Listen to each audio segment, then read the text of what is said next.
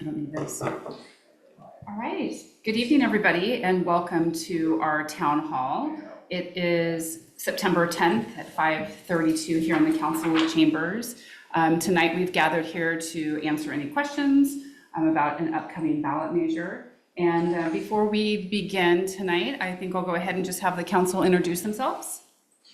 I'm Jenny Jones. Matt Hamilton. Larry Gerboden. Jessica Eaglekey. Barbara Schultz. Susanna Nordhoff. All right, and I believe we do not have Pat Gall in attendance tonight, but the rest of the council is here. So the purpose of this meeting was just to be able to engage with citizens and have a dialogue that in a little bit more of an easier fashion than a typical council meeting, and to really set aside time to answer questions.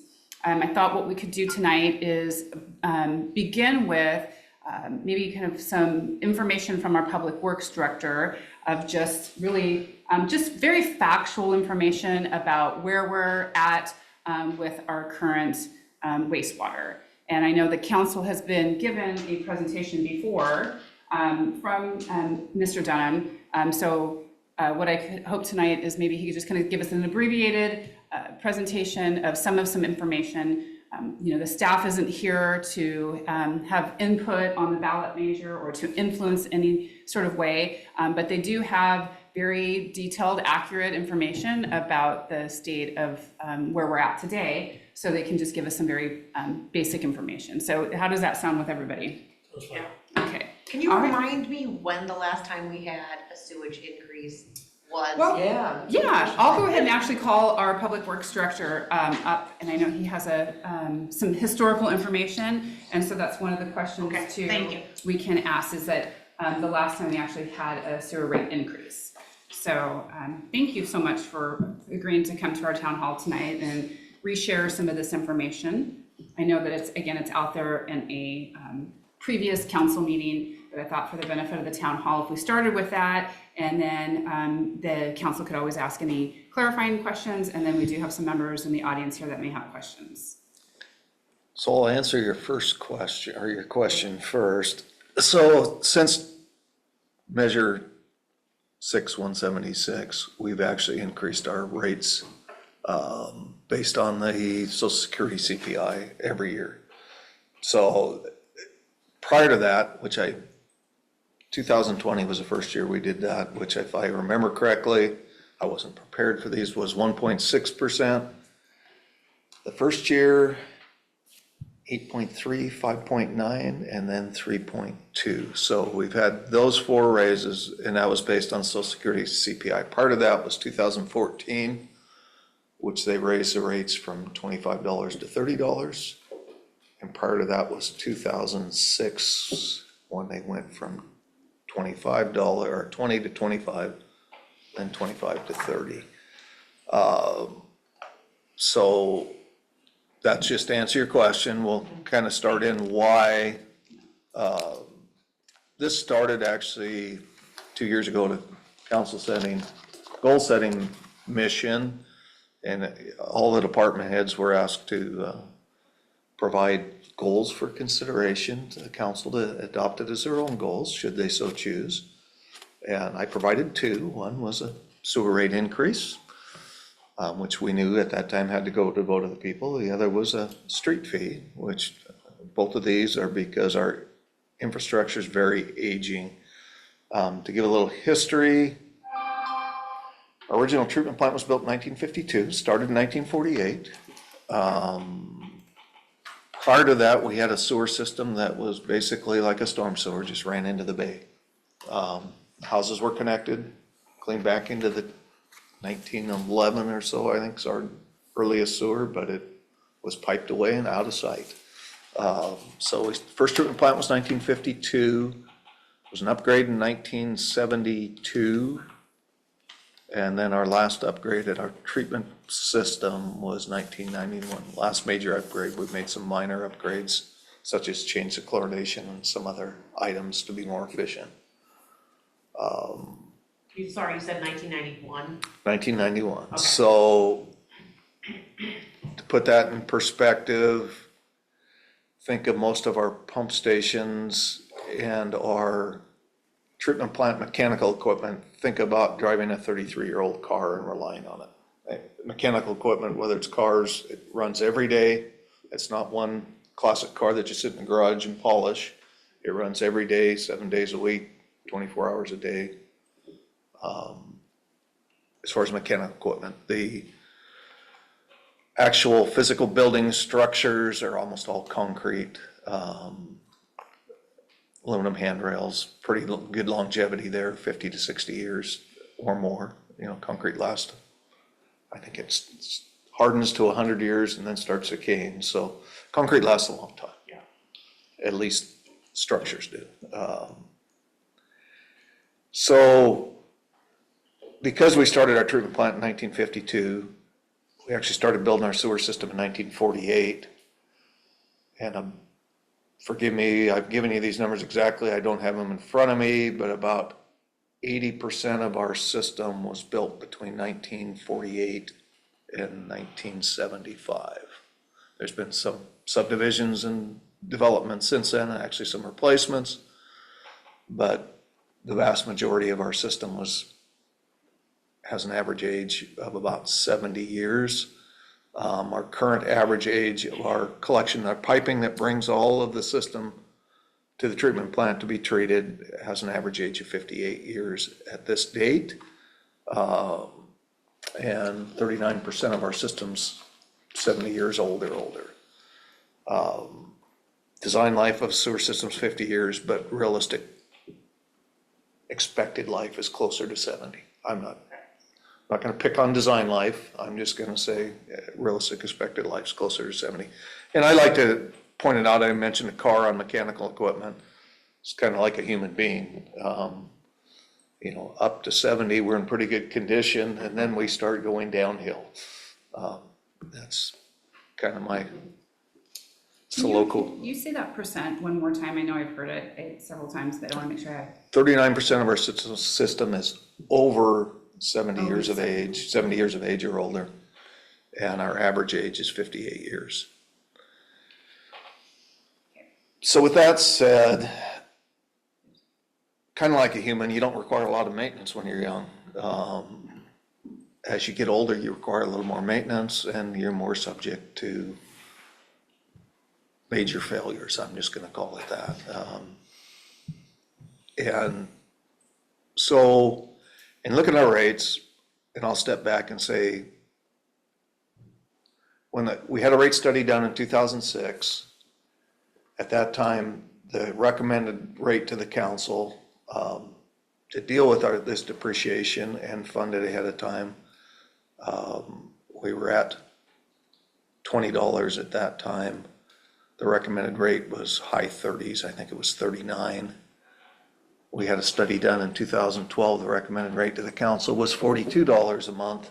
We went to 30. So it's really not picking on anybody on the council, but it's based on our system depreciation. Had we gone there, we wouldn't be talking about this today because our funding would have been at a level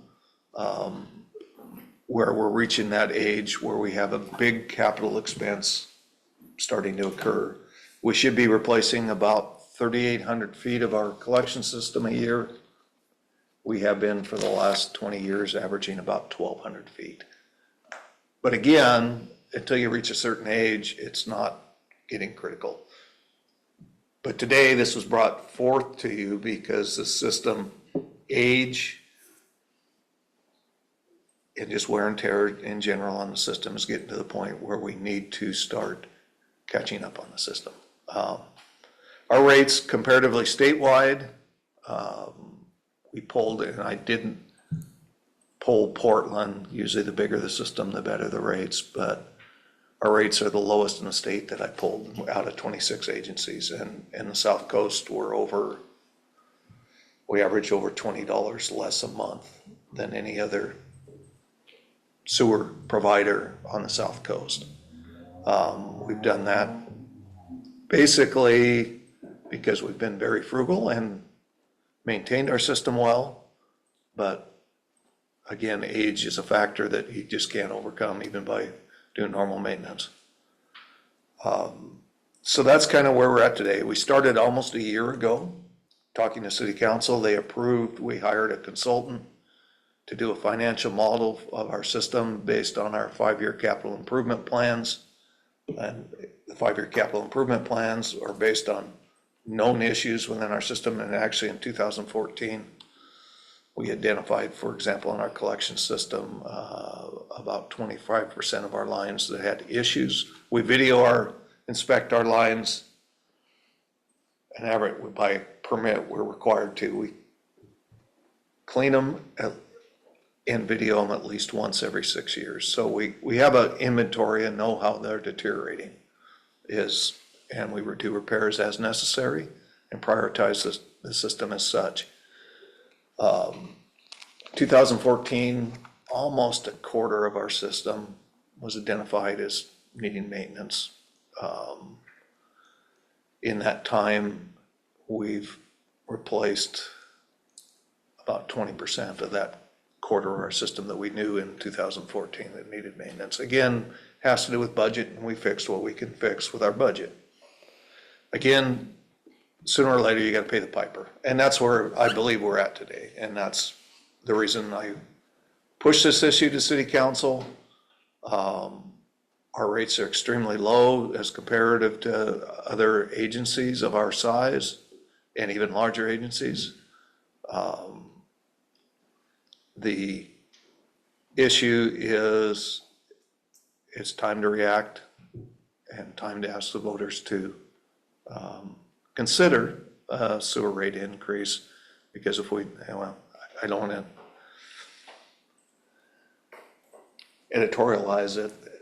It's just, to me, it's a fact, but it sounds like editorialization. You know, we're at the point where we need to be, at least to maintain where we're at today, we need to be spending a lot more money on our system. Our sewer rates bring in right now about 2 million, a little over. I think our projected budget's 2,053,000 in sewer rates for this year. We need our staffing expense is just under $1 million a year, 940,000. Our materials, and for an example, our power costs alone at our treatment system and pump station is $170,000 a year for power alone. Our chemical costs for chlorination, that's our two biggest material and services expenses. Our chemical costs about $150,000. But we spend about $500 to $550 on materials to keep the plant operating, $940,000 roughly in personal services, which leaves us roughly $500,000 to do repairs and replacements on an annual basis. That's based on revenue. We have almost $7 million in our total sewer fund. So we can fund for a few years, but if we can get into the actual, and I have copies if anybody wants them, our modeling about 2029, if we expend funds based on our capital improvement plan, which is pacing our depreciation, replacing about 3,800 feet of collection system a year, and replacing our equipment that we know, that's the reason we put it, that needs to be replaced in the next 5 years. In 2029, we'll be operating at a deficit because we'll have spent all the reserves. We presented this whole thing to city council, multiple meetings. I think we had at least 5. We were refining our costs a little bit better on some of those in our model. And in August, we presented to city council a couple different options. There's 100 different ways you could do it, but what made most sense to staff, one was a 3-year increment, and then just go back to the CPI. One was a 1-year increment, which was a 50% jump in sewer fees in 1 year, and go back to the CPI. And the other one was to actually set a fixed rate after the initial increases at 5%. The CPI average is about 3%. And the reason for the additional 2% is based on our population growth and the changes in permit requirements from the regulatory agencies, we envision somewhere between 2035 and 2040, we're gonna have to do a treatment plant upgrade. And the cost today, today's dollars, not in 2035 or 2040 dollars. Coos Bay has done 2 upgrades of their system, one 3 years ago, which was 22 million, and now they're spending 25 million to upgrade plant 1 at this time. So where we're projecting approximately 40 million being spent approximately year 2040. That's what that 2% does. It builds our reserves up so we don't hit our citizens in somewhere between 2035 and 2040 with, again, a series of major increases. In fact, that 5%, if we financed, which Coos Bay's financed theirs through the state revolving loan fund, by doing that, we should see a very minor increase, if any, in 2040. Otherwise, we'd be having to ask the citizens at that point for about another 50% increase. Which again, unless our charter changes, would be another vote of the people. So that's kind of the summary of why we're here. I have information if people need it to back it up. We have that's been published. There's a bunch of it on our website. In fact, all the meetings are. We have our financial analysis. We have our presentation information showing the age of our system, our capital improvement plan, and we have some summary sheets which explain, along with the relative wastewater rates for the communities surrounding us, and then a couple summary sheets that are published on our website. I have copies in hand, so that's it from me. Any questions? All right. Well, we'll start with the council, since we have our public works director here right now. Any clarifying questions before we go to our audience? We don't have questions. Heard it before. I think that the special meeting on this includes a document that lists the comparison that you found, the 26 cities or municipalities that you compared base rates. I think that's online. It's on our website, and I have copies to cover everybody that's here, at least.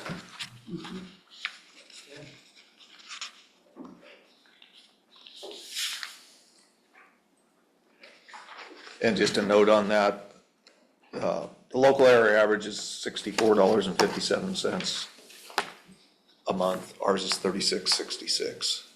That's the average, it's a 64.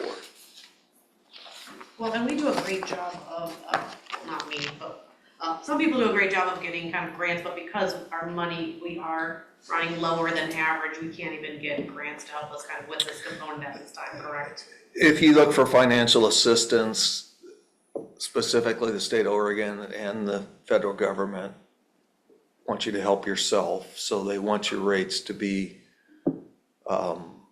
within 10% of the national average, and the national average is actually closer to $70, but in order to get financial assistance.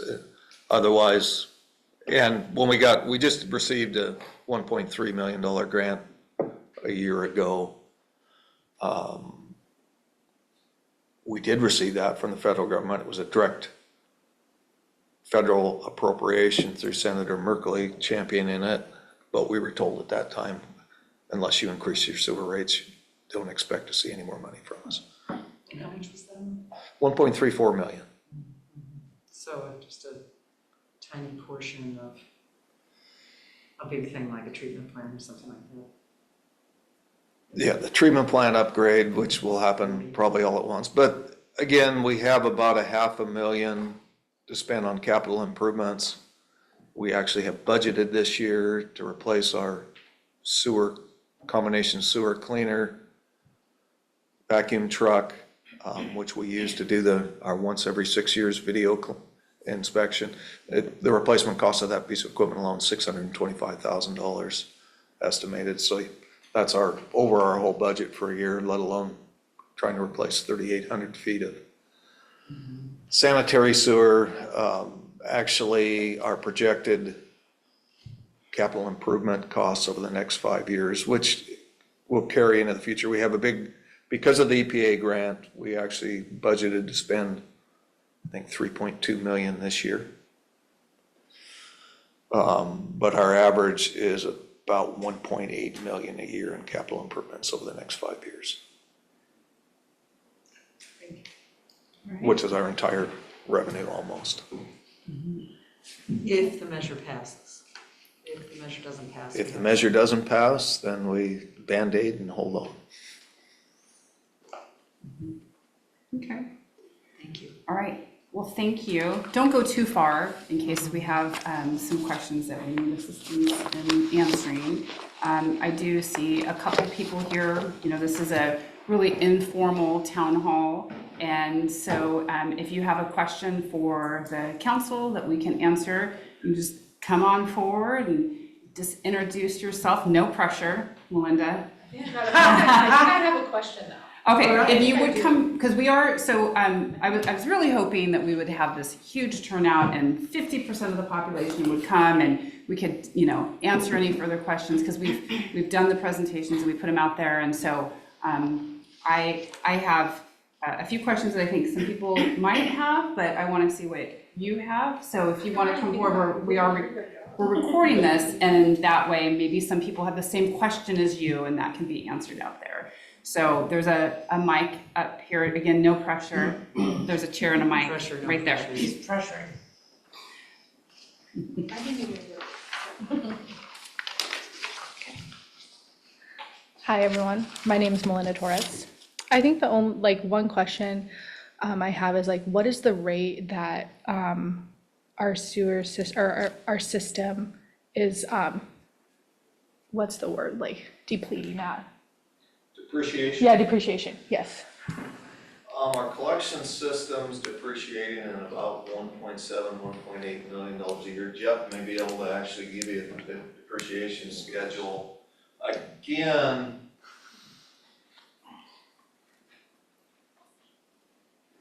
sewer systems are one of those things where you may have zero maintenance expense, or it's like buying a new car. Mm-hmm. You enjoy zero maintenance for 5 to 7 years, and then a little bit of maintenance, and then if you drive it for 20 years, it gets to be pretty expensive to drive it. Yeah. So we're kind of at that point now, where the depreciation actually matters. Okay. The treatment plant itself is worth probably $60 million if you had to rebuild it. Maybe not quite that much in today's dollars, let's just say 40. So I think our value of our pump stations is a little over $5 million. So $5 million, say a 50-year average life, there's a 100,000 a year. Treatment plant, 40 million. A normal depreciation schedule is a little tighter than actual physical failure, but say a 50-year life on it. What's that? 800,000. Another 800,000. Our collection system, we have 51 miles of collection system. Our average replacement costs a little over $400 a foot. So, yeah, it's 3,800 feet times $400, another 800,000. So we're 1.7, 1.8 million total annual depreciation costs, and we've deferred a lot of that maintenance. But reasonably so. I'm not picking on anybody in the council. It's one of those things, like I said, buying a new car, you Enjoy it. enjoy it while you can, and then you gotta start working on it. So I feel like, Let me just ask if Yeah. did that answer your Yes, it did. question? Okay. Yeah, I was curious about the dollar amount for each year depreciated.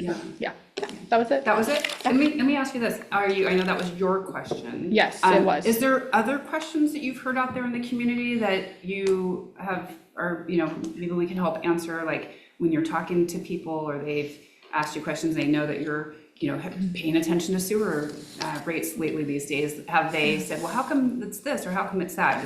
I think the biggest thing that I've seen that people have asked me about is, oh my gosh, it's increasing. by like 7, like what they're asking, it's by quite a bit. But then I think the information that you put out there comparative to everywhere else in the county, I'm like, well, it's relatively, like, it's really low to compare. But I mean, they just didn't think about those things. But I said, if you look at other places in our area, it's actually one of the lower ones. They're like, oh, I didn't realize that. We have the lowest sewer rate in the state, I think, if not, one of the lowest. Oh, yeah, we have one of the lower, I believe, if not the lowest, then the second to the lowest sewer rates. And I know that all information is all in a previous council meeting that I can make sure we reshare that information out there. Yeah. So if people have other insights, I just want to have a little illumination around when we're talking about our rates are the lowest and we're talking about depreciation. So there is no reason to raise sewer rates just because we're the lowest. And I want to make that really, really clear. There's no reason to raise rates so that we match the higher rates somewhere else. That's ridiculous. The rates being the lowest has a number of effects that cascade over time. Part of that cascade, and the biggest one, is that when we have rates that are lower, that don't support the regular maintenance of our system, nor some amount of capital for replacing in a reasonable time, that's where you get into the problems. And that's what we have today. I think we all understand that, but I just want to make that clear. The rates being low have caused a future problem. We are at that problem now where we have crumbling pipes, literally crumbling pipes, that could go at any moment. They may have been going now, and we don't have the capital to really support that repair. So that's the first thing.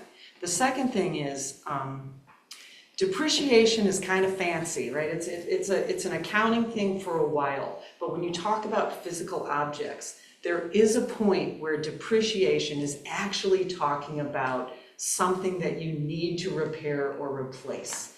And so when we talk about the numbers, that's what I want people to understand. It's not that our system is depreciating, that is a part of the process, but it is that the depreciation has now turned into a physical change that requires maintenance, whether it's planned, which is the most cost-effective, or whether it's by an emergency, which doubles our cost when we try to fix it. Does that make sense? Mm-hmm. So I feel like we're all on the same page for that. I don't know. So I just wanted to make that clear. It's not the race to have the highest fees. Yeah. It's not the race to correct a depreciation. It is the physical aspects of that they've created. Okay, thank you. That was it. All right, that was Yeah. it. Okay. All right. I see. We're very casual here tonight. If you have a question and want to come up and ask the council, we've kind of gave a little bit of a replay of some information that our public works director has shared with us tonight and in a previous council meeting. But if you have any questions for us about the sewer, come on up. I don't have anything with the sewer, but I do have an issue. Okay. Nothing to do with this. Okay. All right. So, all right, and I don't know if the council wants to add anything or if you want to conclude the town hall since we don't have any other people here asking questions. If there's anything out there that you wanted to share with kind of the most, like the top questions that are people asking you that you want clarification on. Sadly, no one's asked me questions. Okay. So that's a bummer, because I wish they would. I think that would be useful for this one question that has been asked. So if the measure fails, what's the backup plan? Or does it matter? That's a common question. Yeah. It's a good question. So I can give my take and ask for corrections if that's the appropriate way, or do we just not go there I don't think, until the it staff happens? isn't really here tonight to give input, Right, but what okay. I remember from our previous sessions was, I mean, it's a Band-Aid. I mean, that is the reality of it. There would be a point where if we had catastrophic failures, the state would intervene and we would lose local control. Is that how you all remember it? Yeah, I thought there was a That- two-part. And that's very worrisome for me, because I want to be able to have control at our city level. And, we're making, let's see if how I want to phrase this. If the ballot measure doesn't pass and there are some failures, the state will come in and dictate then what those rates would be, right? Do you feel like I'm articulating that well? I think that's the end game. Like, I think the beginning game is we may get immediate help, but we lose local control. We lose our ability to measure out the fee increases and entirely. We lose that control, and that could mean that, thank you for fixing that pipe on Virginia Ave, and our rates are doubled very quickly after that, whatever that is. Like, that is possible. We are not currently kind of paying our dues for our system. So that's what I understand. I don't know if everyone else understands that or not, or if I'm wrong, so. Which I could be. I think there are several examples on the South Coast where things have gone south when the voters chose not to pass a rate increase. One of them, I believe, was the city of Powers, and as I understand it, they lost a grant because they voted not to raise their sewer rates. The city of Port Orford loses 50% of the water that comes out of its water treatment plant. And I was down there recently, and there was a note on the restaurant table, please consider there's an emergency, and with the water supply, and please consider not having water. And the waitress brought over water, okay, but they have an issue, and people are not willing to pay for the increase in rate, and they're losing most of their water. Now, I don't ever want to live in a city that doesn't want to maintain its infrastructure. It's vitally important. And, who would buy a house in a city where that there are issues with major failures and major issues with the state not maintaining and not keeping current on your requirements of your licenses to treat wastewater and to treat water. You have to keep on the good side of the state. And woe be it to you when you're not on the good side of the state. Things don't go well.